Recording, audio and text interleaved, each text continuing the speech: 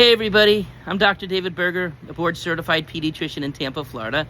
And I know there's a bit of confusion and lack of understanding as to what happened recently at the CDC with the recommendation for the measles, mumps, rubella, chickenpox, or varicella MMRV vaccine. So MMR vaccine, this has been around for a very long time. In 1995, the new vaccine for chickenpox alone, called Varivax, chickenpox is varicella, that's the name of the virus, was then brought in. And then many years later, they came up with a combination shot where they would put the measles, mumps, rubella, varicella, MMRV, as a single shot so that it would be one less needle. But then it was discovered that there was a slight increase in febrile seizures, which is a seizure that happens when a fever happens. It can happen from vaccines, it can happen from wild diseases. It doesn't really lead to epilepsy, but it's certainly scary and stressful if it's seen.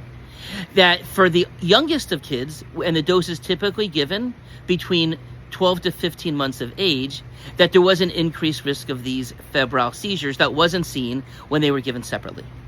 So what has happened, and for a very long time now, the CDC has, the recommendation was for a preference to give them separated. MMR in one needle, varicella in the other needle. But now the recommendation says that actually don't recommend, they are no longer recommending that it be given at all as the 4-in-1 for that first dose. They are not saying, at least as of right now, that parents can't get the 4-in-1 if they want to. They're not banning that vaccine. It's just changing from a, we recommend that you split it up, to we no longer recommend that it's being given for these young kids. So it's a bit semantics, but it's also kind of a changing in the way that it is needing to be explained now, because obviously this is what the CDC recommendation is. Now, in our practice, we've never given the MMRV, the 4-in-1 shot. We've always split it up. So it's not going to really impact my patients. It's not going to really impact our practice at all, but it probably will impact other practices who may have been using this. So that's really all that's happened at this point.